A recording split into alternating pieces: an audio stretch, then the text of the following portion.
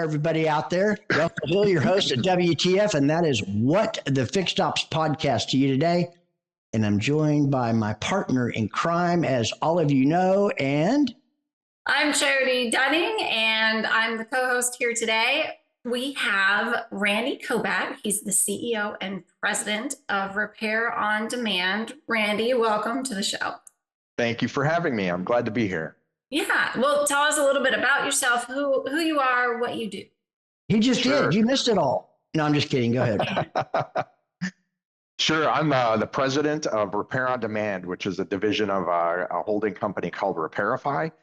And we're a portfolio of businesses that we've brought together to deliver value to both those needing to get cars ready for their next use, as well as the technicians that do that work to get that car ready for its next use. So whether it's an inspection that needs to be done on behalf of a third-party warranty administrator, or paintless dent repair that needs to be done to a car to get it reconditioned and frontline ready for a dealership to retail that car, we get involved in all of those processes. Well, so what does that process look like? What is like the next step of the vehicle's life? What does that look like? Yeah, so we have a variety of customers, and when I say getting that car ready for its next use, it could be an auction, getting ready to wholesale the vehicle, or a car that's already sold, getting it reconditioned and ready to be retailed. It's fascinating to me that it's kind of an overlooked opportunity within the dealership space, because it's about a $20 billion per year spend on reconditioning to get those cars frontline ready to be retailed. And what's really interesting to me is the choreography that needs to happen between the fixed ops department, the used car manager, and the third-party vendors that are involved in part of that process as well. So it's a highly complex situation that really can be streamlined and become significantly more efficient if you have the right technology solution in place. Great answer. And Roy, we're going to dive off into some of that. Let me ask you, about 2.5 years with this company, is that right? Because you have got quite the lengthy career. How did you get here? Yeah, so by happenstance, I was reflecting on that before I got on with you guys today. And I worked for a boutique consulting firm, strategy consulting firm, after grad school here in Chicago. And the last engagement that I worked on for them was for a business that was based here in the suburbs of Chicago called ADP Dealer Services, which is now CDK. And they had hired us to help them figure out how to grow their business faster because they were losing market share to Reynolds and Reynolds. Mm-hmm. And they had brought in a new president at the time. And after we finished that engagement, they hired me full time to lead strategy for that division. And so I spent about 10 years with ADP at the time. You know John Traver? I know JT. We bought Traver Technologies when I was there. That was one of the acquisitions we made. And John's a great guy. Yeah, he is. He was an important part of my life. Now, this is my 40th year, but in 1996, I think, I went to his boot camp in Houston. It was, I learned quite a bit from that. And one of the things I learned is about FUFU. For those of you who don't know, phone up, follow up. But the other thing was I never really understood what paradigm shift meant until that. I learned a lot from that guy. We're still close to this day. Great guy, mentor of mine. So yeah, okay. So after ADP. I did some more entrepreneurial things. One of which turned out to be pretty successful. I was part of Service Repair Solutions, which included AutoPoint and Identifix and MPI at the time.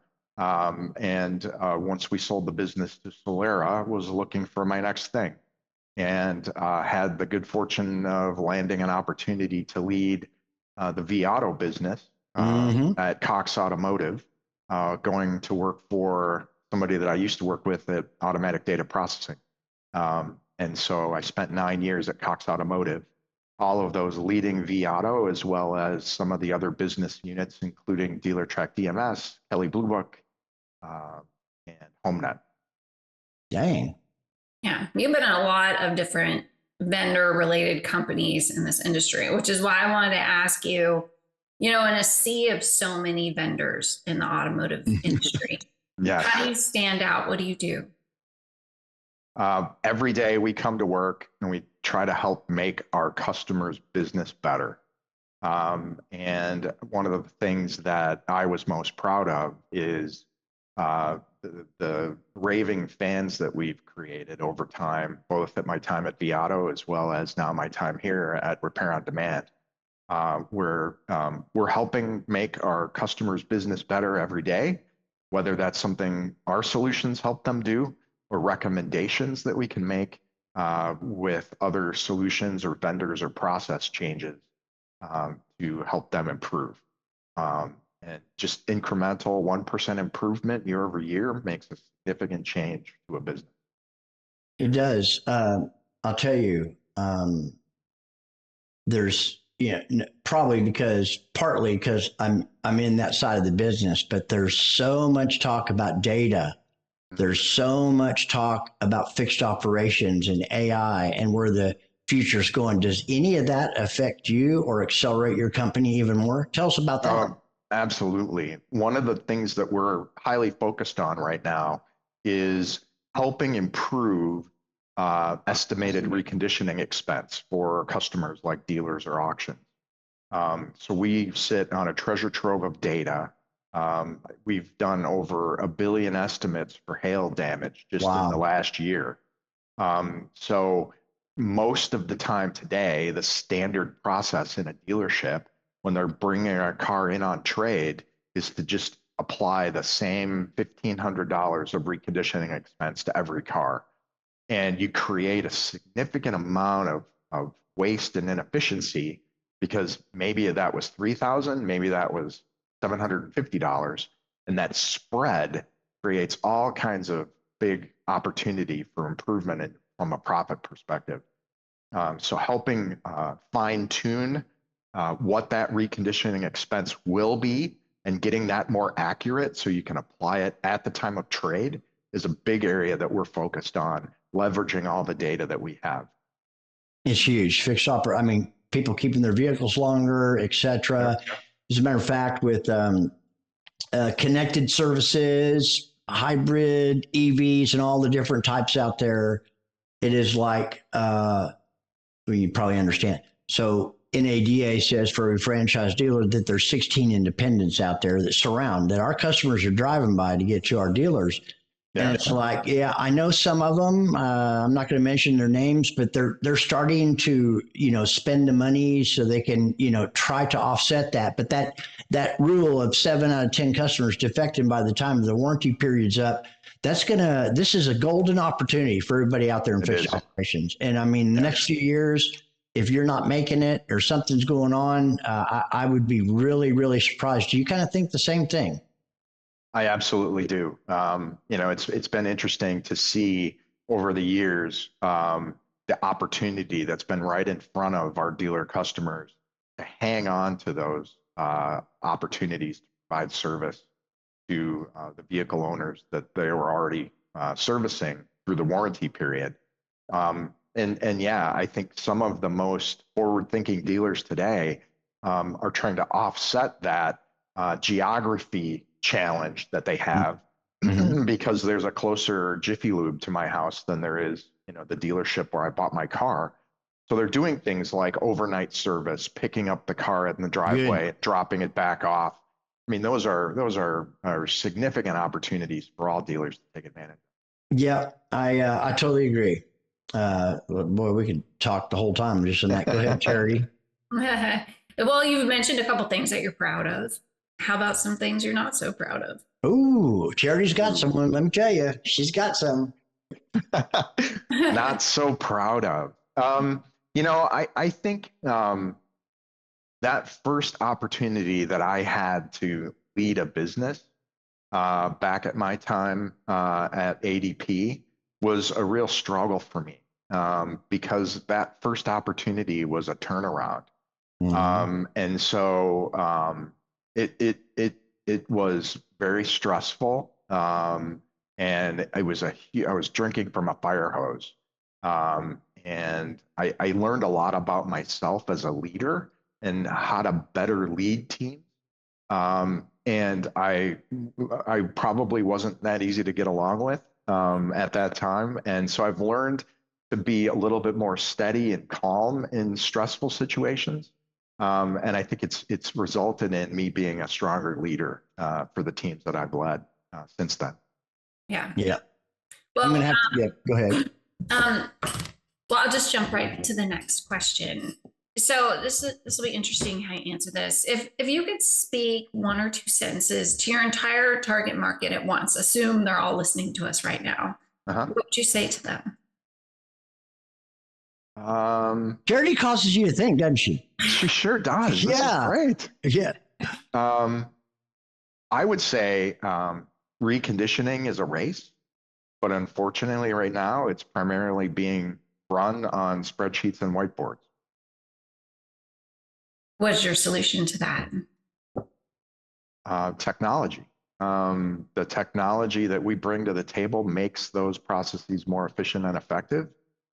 With our solutions like Repair 360 and our OBD2 device called Blue Driver, where you can really understand what needs to be mechanically repaired on that car before you even bring it in on trade. It's critical. Yeah, is that some of the pushback you get is, oh, we're fine. We've got the whiteboard. We've got the spreadsheet. Yeah, 50% of dealers today are still using spreadsheets and whiteboards. And they're really proud of them. Some of the advanced dealers in that category will broadcast the spreadsheet on a TV. But you know, what we do, our solution is highly flexible and adaptable. So we take their existing process and we put it into our system to start. And then over time, we help them identify those bottlenecks and those gaps. And more importantly, idle time, which is where a car is sitting in between steps in the reconditioning process. Very costly. Sometimes they don't even realize they're losing time there. And so we help them walk before they run. And we make it very easy for them to at least see the process that they currently have in place and really measure what's going on and then improve it over time. You think they're just afraid of technology and change? You know what? I think it's alignment. And we spend a lot of time in our sales process around having alignment meetings, because in order to get it to work and be effective, you need to get fixed ops and the used car department to work together more effectively. And they don't necessarily need to make decisions together on a daily basis.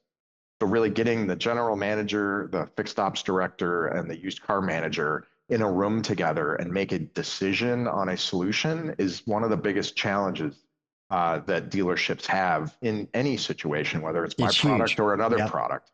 And then when you add in the third-party vendors that they use, today on average, a dealership does about 20% of the work with a third-party vendor to get that car frontline ready.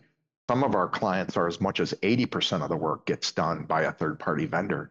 And that just further complicates it, because most of the time those third-party vendors are being managed by the used car department, not necessarily by fixed ops, where it might be managed more effectively. Could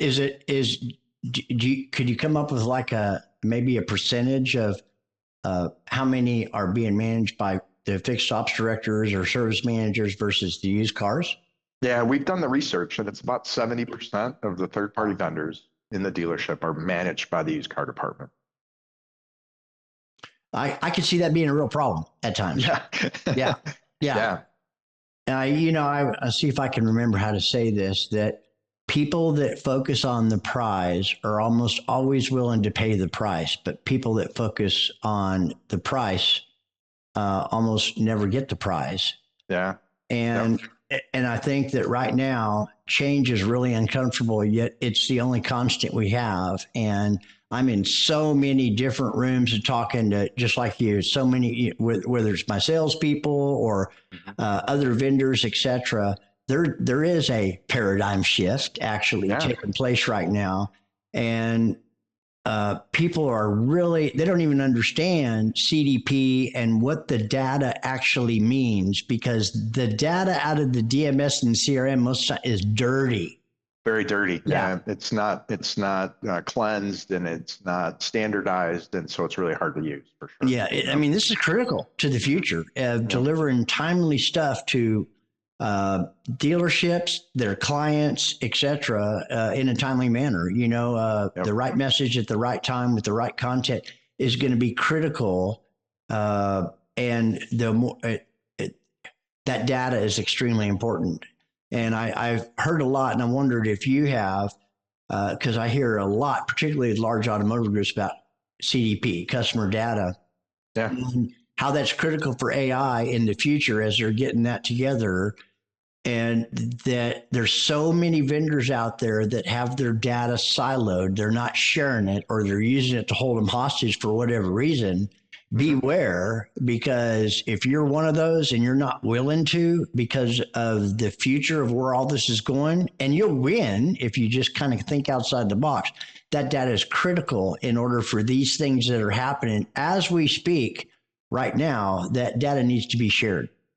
Yeah, absolutely. I remember a comment that I've heard in the past, right, where data today is the oil of the 40s and 50s, right? So being able to get access to it, refine it, and leverage it to be used in other applications or to help you make other decisions is critical. And what I've always found since the first time I stepped into the strategy job back at ADP Dealer Services is automotive retail, for whatever reason, has been 3 to 5 years behind other more forward-thinking industries. So we can learn a lot from other retail industries that are more forward-thinking than automotive retail. Perfect example, when I was leading strategy, all the rage in other industries, retail, was CRM, customer relationship management. And 3 years later, it became a real hot topic in the automotive world and led to the advent of some really great solutions that exist today, whether e-leads or bin solutions or others. So we are sitting today at a inflection point when it comes to customer data platforms. And we can learn a ton. We don't have to reinvent the wheel. We just need to look at other retail industries and learn from them. Absolutely. Great perspective. Charity? Sure. Why don't you tell us, since you're president, do you have a leadership philosophy?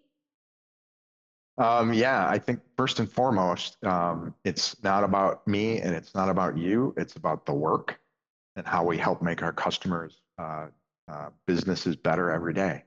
I really like to keep my team focused on how we help make our customers better.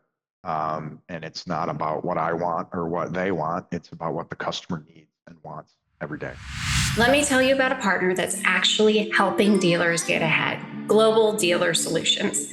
If you've been wondering how to use AI the right way in your dealership, especially on the fixed side, these are the people to call. Their team gets it. Not just the tech, but the real challenges that dealerships face every day. We're talking about conversational AI that doesn't just respond, it converts. It books appointments, follows up with service leads, even answers customer questions with actual relevance. It's not replacing your team, it's making sure your team can focus on what matters most, closing ROs and building relationships. But GDS isn't just about AI.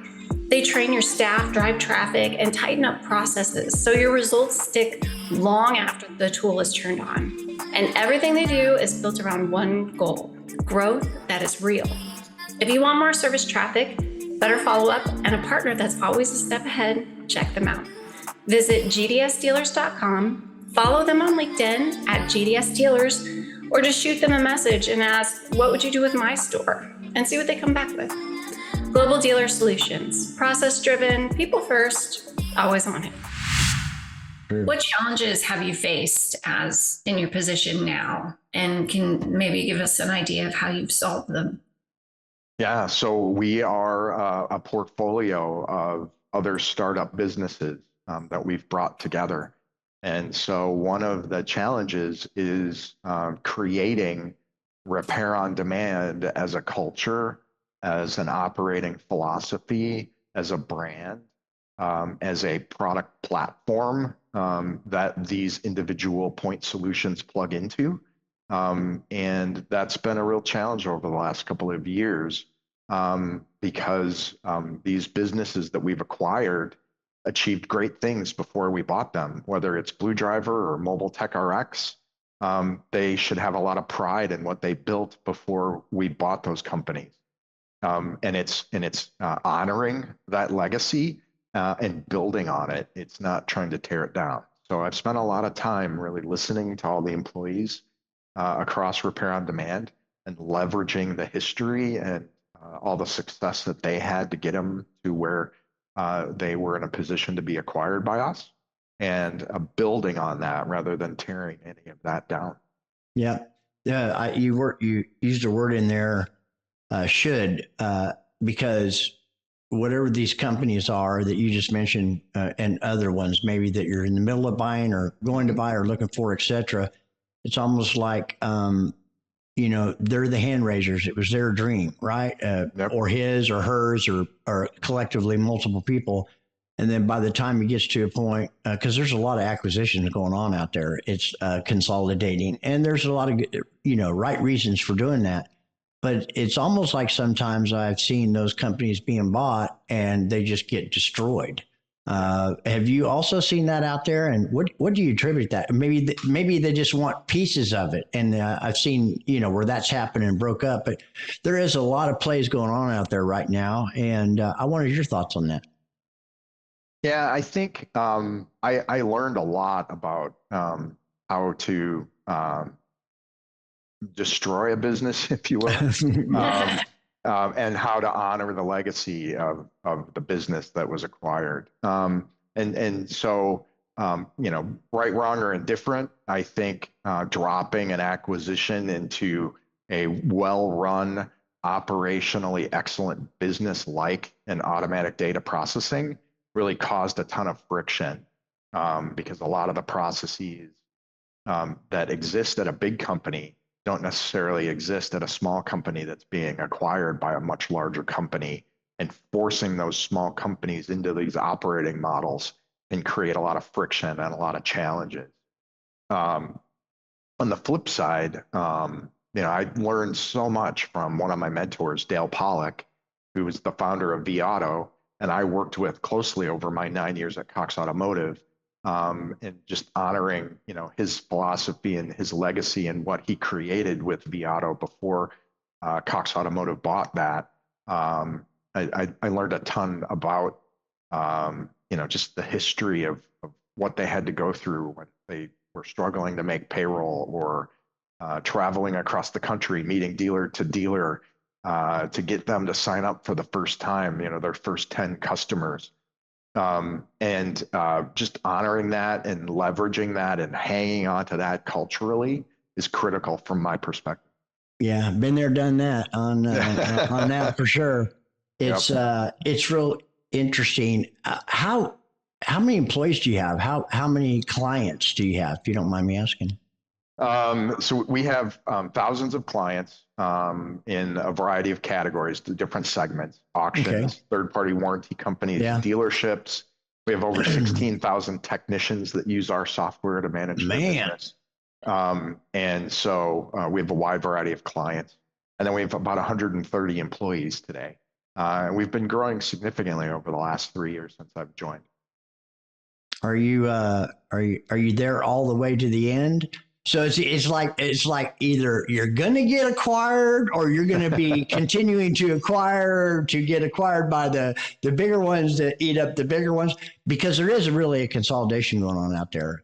Yeah. I don't think people really understand. Jobs are going to change. Jobs will be eliminated. I don't think so much in fixed operations, with Correct. something, but it's like, you you don't have to worry about your job, but your job description is going to involve, change. yeah, it is going to change. And Yeah. there's Yeah, some, I mean, even a year ago, prompt engineer didn't even exist as a job, right? yeah, it's amazing how fast this is really moving. And I'm just, I'm flabbergasted by that. Charity.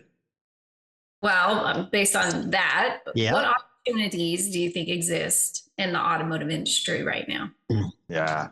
One of the things that we are focused on is, and the kind of the reason why I decided to join this company is the opportunity for us to bring together some of the capabilities that we've acquired in these different companies and create a more effective and efficient way to manage third-party vendors. There is a lot of friction and lack of oversight in a lot of ways between those getting ready for getting a car ready for its next use and those third-party vendors that do the work. Sometimes they're as inefficient as, I see my PDR rep once a week. Although I have cars piling up, there's a lot of inefficiency in the PDR rep seeing that there's something else that needs to be done to the car and getting that supplement approved in an efficient and effective manner, getting those invoices from your third-party vendors quickly and applying them to the actual cost of the car. So when you close your books at the end of the month, you actually know if you made a profit when you sold that car or not, and not have those costs spill over into the next month. So we are bringing together the capabilities that we've acquired in some of these companies to create a two-sided marketplace between those that need to get a car ready for its next use and those third-party vendor and those technicians that do the work on behalf of those companies. And what we found is that there's tremendous opportunity for us to streamline those processes. And we have this new offering in some pilot customers today. And we've seen in just one of our customers, we were able to shave a full day off of the process that happens with those third-party vendors. And so we are super excited to bring that product to market later this year in a full launch. Very cool. Very. Well, what advice would you give someone entering the automotive industry today? What do you think they should know? And is the automotive industry like a secret hidden gem? I think so. I love the automotive industry. I left for a little bit and then I came back because I missed it so much. I was actually just couldn't let it go, could you, Randy? Well, and during my time at ADP, I actually moved over to the payroll side of the business for the last 2 years and really missed automotive a lot. And one of the things that I love about it is that primarily still today, it's a bunch of entrepreneurs that are pillars in their community that sponsor the Little League baseball team that helped contribute to build the waiting room at the hospital down the street. And I love that about our industry. I come from a family of entrepreneurs, and the resilience and the grit that our customers have that helped them make it through the pandemic and through the downturn in 2008, 2009, it amazes me. So yeah, I think it's a huge part of our economy. But everybody knows everybody. When you walk the halls of NADA, it's great to catch up with people that you've known for several years. But I don't know you. I know. Why don't we know each other? I don't know. Crazy. Well, we do now, though, right? So, yes, I know. Exactly. Yeah. So if somebody was to enter into this industry today, I would say, just everybody's very welcoming and get to know people, because the people that you get to know today, you're going to know 20 years from now. And you never know. And we're all willing to help each other.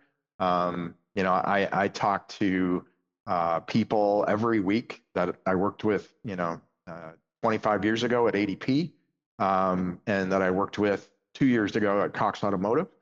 And we're always willing to help out, make introductions, make recommendations, connect, network. it's a huge part of our industry, and it really it's what makes it work so well. If you've been, if critical, you used the word resilient through all these up and downturns, et cetera. I've seen those as well. And it's almost like it doesn't matter what happened. The men and women in this industry really seem to just turn it on and overcome and find a way to make things happen. Figure it out. Yeah, they figure it out. It's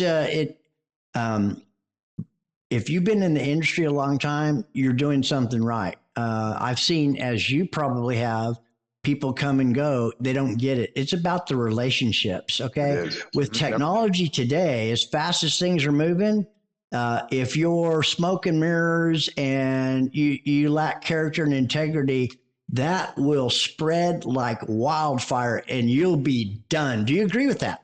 Oh, I totally agree with that. Yeah, absolutely. I think, I am always keenly aware and focused, and my team is focused on the value we deliver to our clients. We're not here to not deliver value. We want to help make our customers' business better every day.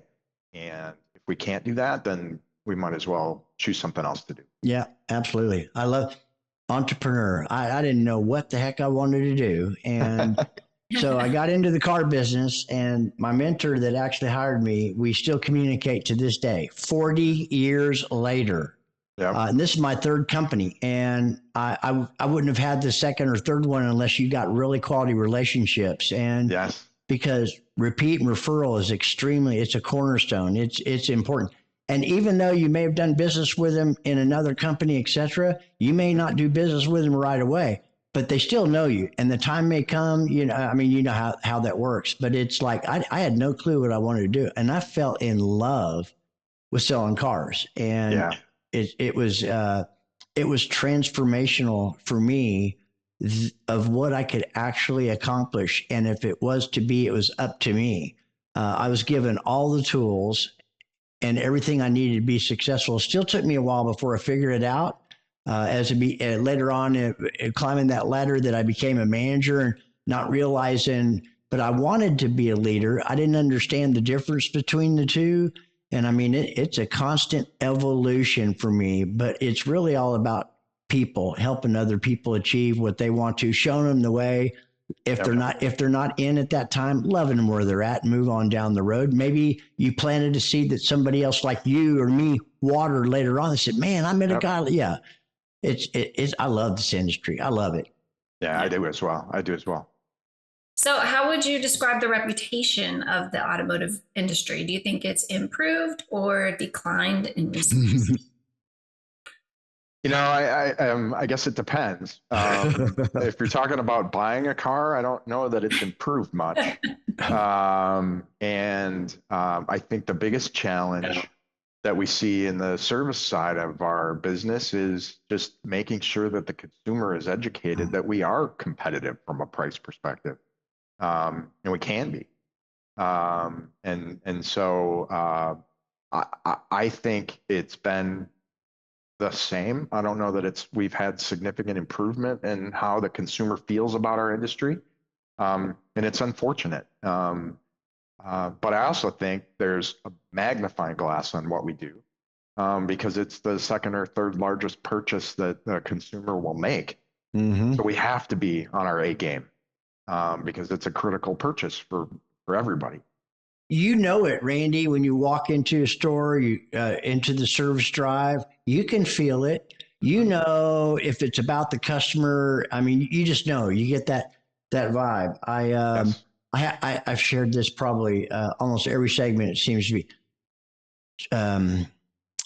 It's all about the relationship there too. On the sales side, on the service side, every aspect of it. Still, on the vendor side, service advisor greet me. It all starts there, right? Yeah. So I have a Genesis, and we don't have a standalone Genesis franchise, although they're starting to pop up. So I had to go to an approved Hyundai to have my car serviced. Now, what I'm going to tell you, this happened about 2 years ago. I haven't been back since, but I set an appointment for an oil change and a rotate and balance, not realizing at the time, for whatever reason, you can't do a rotate and balance because my tires and wheels are staggered, right? So you just So, but I showed up 30 minutes early, and I wanted to be there before they opened. Well, I was 3 cars deep, even at that 30 minutes early.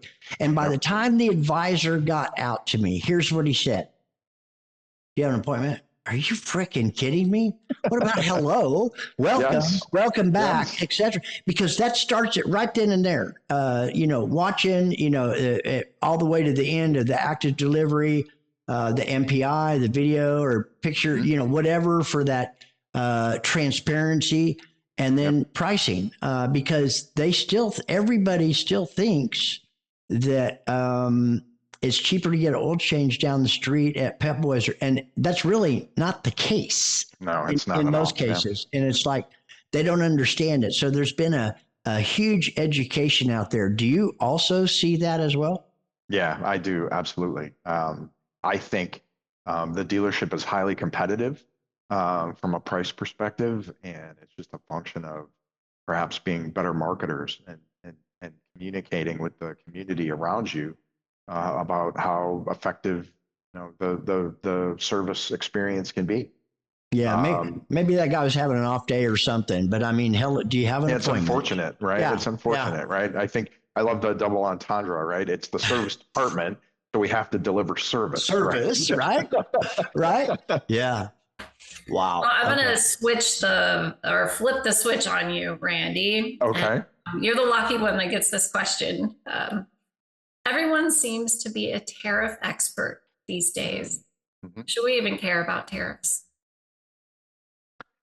Yeah, I guess it depends which week. They seem to be Yeah. changing. Like, what hour is it? Like, Yeah, has there right? been another announcement today? Should we even? Yeah, I think it's going to have an impact. The magnitude of the impact, I think, is still up for debate. What I liken it to is, what we experienced during the pandemic, which was at that time lack of availability of new cars, so that had a positive impact on demand for used cars. While the manufacturers might pull back on available inventory that are being, that are going to have the tariff applied to it, it will be more an affordability issue now. That's already a challenge for the car manufacturers on the new car side. That's going to fuel demand for used cars in the foreseeable future. So should we be worried about it? I don't know. I think we got worked up and right away, and I know it was a huge topic for us because of how we manufacture our OBD2 product. But at the end of the day, it has had very little impact on the cost structure for our product, and I think we'll wait and see is probably better than panicking or expecting the worst. Yeah, panicking doesn't serve anybody. For people we've been in this business a long time. We've seen the ups and downs, and when you hear something or you anticipate and you get emotionally distraught over it, it's happened to us. Decisions are made that are costly just because they think they need to tighten up, and here it comes, et cetera. And then what I don't understand is, because you were talking about really things haven't changed that much. And so in 1985, when I started selling cars, the average salesperson sold 10. In 2025, it's 9.7. It's not even 10. Yep. We have all this amazing technology, and the technology is great. It's a supplement, et cetera. Yep. But it's really all about attitude. It's all about customer service. It's all about relationships. That's what it's really. I just don't understand that. But people are really starting to focus. Things are changing, accommodating the different generations out there with work schedules and all the things that are really important, which is, what we do in this business. We adapt and we overcome. And I think people need to be really careful on overreacting to the tariff play. You know what? We're all of us have been in this business we know it's still going to be here. We're still going to do business. It's still going to happen. We're still going to be profitable. if you focus on that other stuff, you're going to miss the most important stuff right now, right? Which is your people and your processes and your products. Yeah. And I certainly saw that from our customers, in 2021 and 2022. Mm-hmm. They could sell a used car for whatever they wanted, and a new car too, for that matter. Yep. What I like to say is, as the market began to return to some set of normalcy, some sense of normalcy, it made our customers need to get brilliant at the basics again.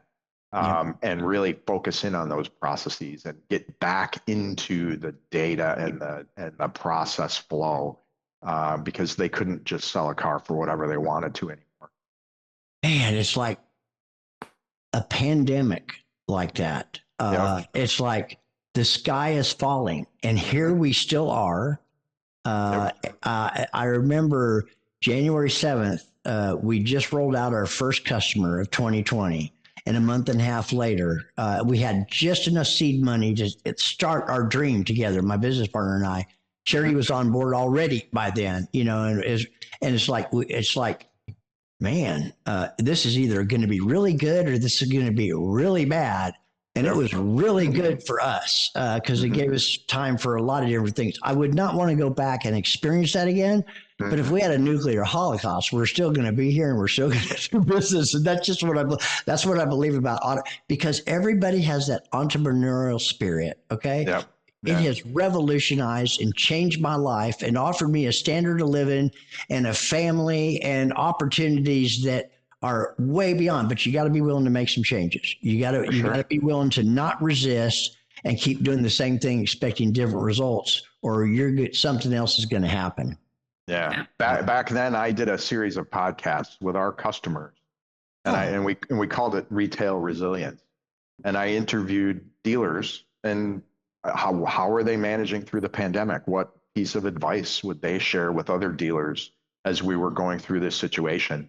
Because we were all together in February in Las Vegas at NADA, and then in March, right, we're all bringing our kids home from the dorms in college. Remember it well, yeah. I was leading Kelley Blue Book. I couldn't put a number on a car because the whole market froze in April, right? So, but yeah, so that's what I meant when I said we're resilient, we have grit, we'll figure a way through.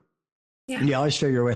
I suspect that the people you talk to were forward-thinking people like yourself, because the ones that were naysayers and it's all going to hell in a handbasket and the world is over, it probably was for them at that time. They probably needed to go, who knows? I don't know. All I know is if you want it, you can make it happen in this business, whether you're in whatever, in the store or a vendor, you can do it. I agree. Amazing. Anyway, go ahead. Well, I only have 2 more questions for you, Randy. If you could give your 21-year-old self some advice, what would it be? Don't do it, Randy. Don't fall into that trap. No, I'm just kidding. 21-year-old self. Yeah. What would back when I was 21, I was. Do we want to know what you were doing at 21? Well, yeah. So I grew up in sales and marketing, right? So I came out of undergrad, and I was so when I was 21, I was in a sales job out in the field, actually in the chemical industry. So probably the advice I would have given to myself was to get out of the chemical industry faster than I did. Very clean. Yeah. Well, are there any questions we didn't ask you today that you'd like to talk about? No, this was really enjoyable. I wasn't sure without advanced questions what we were going to talk about, but this was great. I really enjoyed it. Thank you. Yeah, Charity really does her homework. But is there anything, because listen, a lot of people are going to see this. We got quite the following, and I didn't even realize, Charity didn't realize at the time, the level of commitment it takes. I can't tell you how many people. I'm going to start a podcast. When this happens and that happens, when I have this degree or this much money or I have this kind of equipment, I'm going to start a podcast. And they never do. You just get started and we have jumped through some hoops. Yeah. But Charity, I'll tell you what, she's a master. I mean, even coming up WTF, what do you think people are thinking? Very catchy. First of all, for sure. But she does the questions that she comes up with are really, really thought provoking. And actually, I think, Charity, correct me if I'm wrong. I don't mind being corrected if I'm wrong. There's only one person that came on that would not come on unless he had the questions beforehand. And that that was John Traver. So was it really? Yes, it was. Yeah. That's hilarious. He's That's very great. thorough. He's very thorough. John is. Yeah, he is for sure. Yeah. Yeah. Like, what the hell are you going to ask me? I mean, your mind races, but then it doesn't turn out to be what it is when you know. Yeah. I think the one thing that I touched on briefly, but we really didn't get into in any detail, is how much the used car department can help the service department by simply getting the codes out of the car during the trade process. Huge. So today, the majority of dealers are really good at walking around the car, looking at tread depth, seeing the crack in the windshield, seeing the dent in the bumper. The black hole that the used car departments often get burned on is what's going on inside the car, and that is the black mechanically. And we are super excited to have the Blue Driver Max product that we sell, and we've now launched an integration with vAuto. So all the diagnostic codes that you pull off the car with our OBD2 product show up in the appraisal page in vAuto, which 60% of dealers are using today for the appraisal. And that's huge. Yeah. We also are able to match the code to the most likely fix, which includes the part price and the labor cost. So we can give the service department an advanced view of what work is coming in to give the parts department a chance to get that part sooner, and to schedule the time necessary to get that car mechanically in shape to be retail ready faster.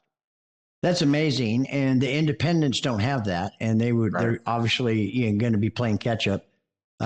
So how do they find out more about this? Where do they find Randy Kobat? Yeah, so RepairOnDemand.com is a great place to start. We talk about all of our solutions there. And then you can also reach me at randy.kobat@RepairOnDemand.com. Or you could get everybody your cell phone and they can call you. No, don't do that. No. Yeah, it was interesting. Dale Pollock used to do that when he would address our sales team at Cox Automotive, and his phone would blow up. So. He's an amazing guy. I don't know him personally, but I've had the good fortune of having two mentors in automotive that have made a significant impact on my career. Dale is certainly one of them, obviously. The other is Les Silver, who I worked with. And so Les is a mentor of mine as well, who I tell Les that he's the Dale Pollock of fixed ops. Now that guy I do know, and he's amazing. I think 2-3 years ago, he was on our podcast.